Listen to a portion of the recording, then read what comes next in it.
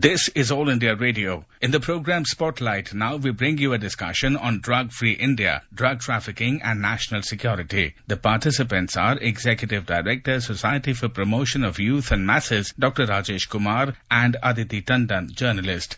Home Minister Amit Shah yesterday addressed a very important second regional meeting on drug trafficking and national security in Guwahati. Dr. Kumar, as we know that the regional meetings on drug trafficking issues have been almost institutionalized now. And there's a great focus on blocking the chains of drug traffickers and also finding their links to internal problems and also to insurgency. So yesterday when Amit Shah was addressing this meeting, he made it very clear that the fight against drugs cannot be fought by the center alone and that every state government has to pitch in this fight. How do you look at the overall scenario of drug trafficking in the country, the patterns and their links to internal and external security? This is a very, very positive step for reducing vulnerability as a country, because we are a transit country and consumer country both. In fact, on the eastern side, Myanmar, Laos and Thailand, these are the countries which are generally called Golden Triangle, and we receive a lot of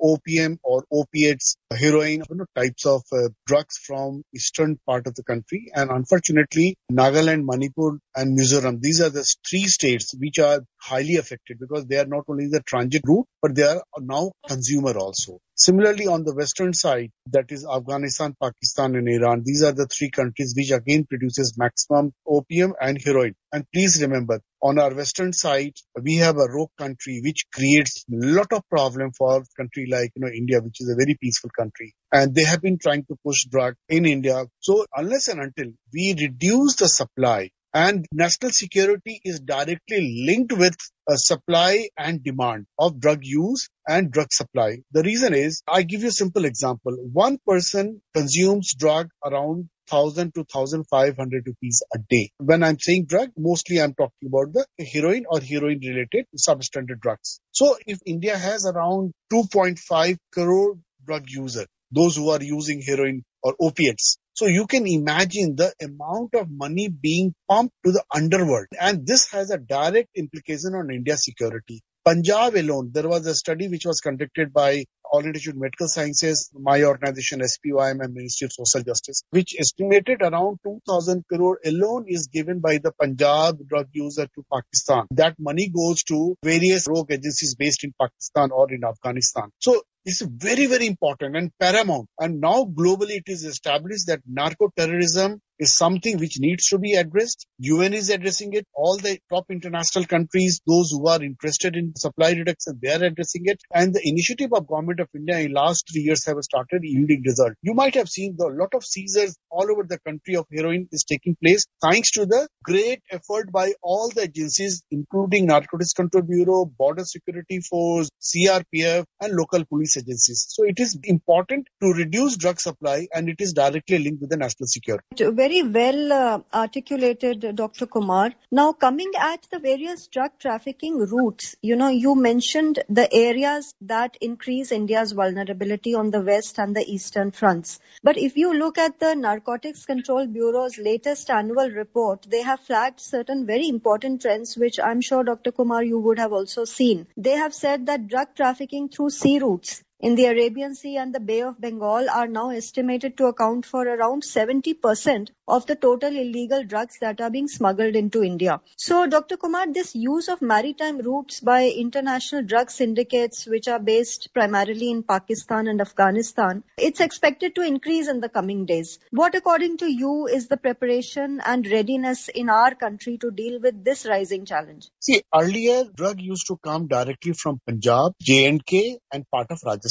Since Government of India and state governments have increased their vigilance, increased their efforts to reduce, so what has happened now? Most of the drug cartels based in Pakistan or in Afghanistan, they have started routing their drug through the sea route. And the Gujarat people were not aware that their land is also being used for the transit of drug supply in India. So not recently, in last 2.5 or 3 years, large number of consignments have been caught in the say Porbandar area, Kutch area, because drug suppliers understand that the people in Gujarat area are not very vigilant for drug trafficking. And now since they were not vigilant, so they were using this route. And that is the reason in recent days you might have read that 20,000 crores drug was caught at one particular port or in a particular area or in a particular district. So now this is being used, and it is not so easy to catch all of them because generally what happens, they bring drug from the mainland of either Afghanistan or Pakistan. A large ship is based somewhere in the area where countries do not have any jurisdiction. Then they use the small boats or small small donkeys to bring those drugs as a fisherman in a mainland like say the Mumbai or in Gujarat. So this is a recent trend which was not there 5 years back. So all the efforts, whatever we are on the land route, now that is being defeated by the sea route. Also, Dr. Kumar, there is one more trend emerging in the drug trafficking trade. You remember during the COVID pandemic, there was some sort of a crackdown on drug traffickers also, and it was not such a good season for them. But then during that very time, apart from the sea route, we saw that use of couriers, parcels and postal services to smuggle drugs also went up drastically. I have some figures from the Narcotics Control Bureau trends which say that 300% was the rise in the drug trade through couriers and parcels in 2020 as compared to 200% in 2019. So you see, there is a meteoric rise, if you may say, in this kind of drug trade route. So the increased risk of couriers or of postal services is also being directly linked to the increased dark web activity in India. Please understand why people are using all these channels or all these routes. The reason is there is a huge demand. Around 3 crore people are consuming heroin every day in the country. And it is a global estimate. You cannot catch more than 5% of the drug which is available in the market. So still 95% drugs are in the market. There are 3 new techniques, and it is not only for India. Like the large number of drug users in US, they are getting their drug through the couriers. So they are getting mostly drug produced in China or produced in some countries. There is a drug called fentanyl, which is so easy to sent from a country A to country B. Another disturbing trend is now the drug cartels are using, this is called drone. Like, the drone goes from Indian side to Pakistani side and the drug is loaded on that particular drone and that comes back to the India. Then the tunnels are digged. Earlier it was only known to the US and Mexican border. Now that is happening on Indian borders also. So supply reduction, supply curtail has its own limitation. The most important and critical aspect is how we reduce our demand. And demand can be reduced only by 2 ways. Number one, those who are not using drug must not and should not use drug. That's one way. Another, those who are using drug, they should be provided treatment. They should be provided all the support to come out from the drug web. So these two are equally important. Otherwise, we will be fighting a losing battle because drug price in Afghanistan is around, say, 1 lakh rupees a kg. When it comes to India, it is between 3 to 4 crore rupees a kg. So much profit in it. And all the international cartels know how to make money, whether it is India, whether it's a US, whether it's a Europe. Because I have been working with these international agencies, I understand. It's a global problem. So there has to be a global response. But global response, only supply reduction is not going to help. Demand reduction and supply reduction both are very critical. People will find new way. For example, a large number of people are caught in India, those who are coming from the Latin American countries. Because India usually does not consume cocaine. Only what we get cocaine is from the Latin American countries. So people bring the cocaine in their body. So how many people we are going to scan at the airport? So, these are the new trend which is emerging globally. Dr. Kumar, you just said that Indians have traditionally not consumed too much cocaine. But again, there is a new evidence emerging. If you look at recent drug haul trends, they tell you that among the drugs being smuggled into India in quantity, cocaine has seen the highest ever total seizure last year, which was 338 kg, followed by heroin, which is obviously being continuously pushed into India from Pakistan. That we all know. And a third number is marijuana, which is smuggled from Nepal and also illegally grown in India. How do you see these trends in the demand? How come cocaine is being smuggled more and more?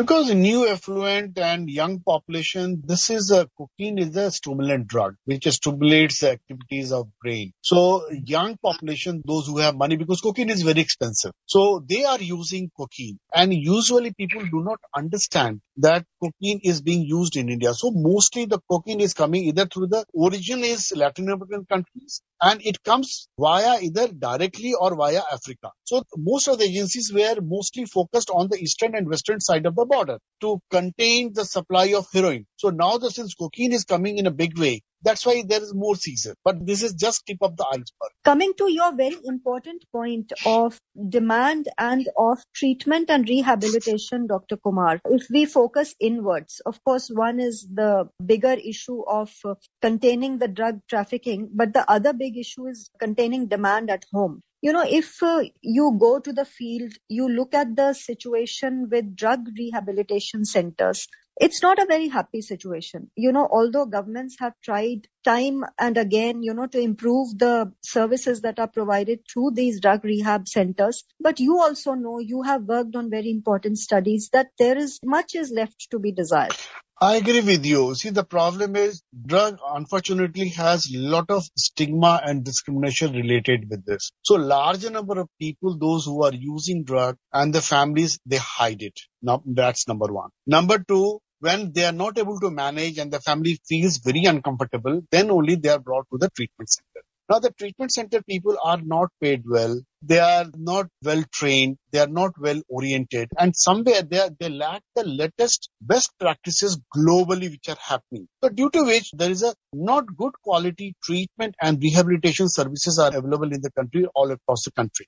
Very few centers are there, those who are following the protocol which have been prescribed either by the international agencies or agencies like UNODC. So here Government of India has to invest a lot. Number two, since it is directly linked with the stigma, so we need to also address the stigma. Otherwise, initially when any family members is someone is using drug in the family, generally mother and father, they will hide from the rest of the world. And if that is happening, then where the treatment will start, no one knows. And the treatment will start only when the situation has worsened. So quality treatment in all the districts of the country, and addressing stigma. These are the three important things which should be addressed by the Government of India. To address treatment and rehabilitation and recovery takes a lot of time. So we have to be patient for that.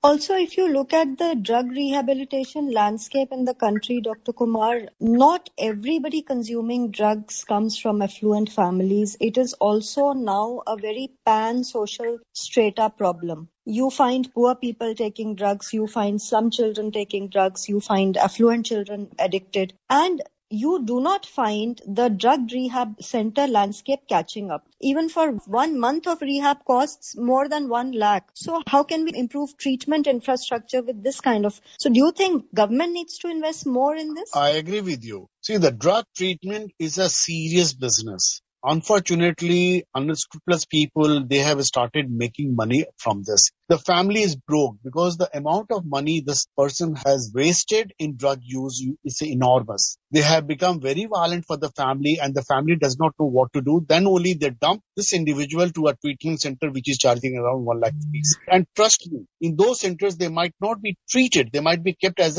like a luxury spa. They go for the servicing and they come out. Treatment, scientific, credible, evidence-based treatment is the need of the hour. Government of India and the state governments must invest money in the treatment, because if someone is in the treatment, you break the chain of addiction, because this person, if is still using drug, will make 7 to 8 people in a year's time a new drug user. For example, our organization SPYM, we run 3 treatment centers for children. 1 is for the girls and 2 are for the boys in conflict with law or not in conflict with law. Most of the kids say, sir, mere dost ne mujhe sikhaya. And now they have started using us to commit crime, to do the peddling, the transporting drug from place A to place B. So investment in treatment is very critical. Government of India has to invest in treatment. Government of India has to invest in upgrading the skill, knowledge, information in this regard. And there has to be a regulation for the treatment centers that how much you should charge and what are the services you should provide.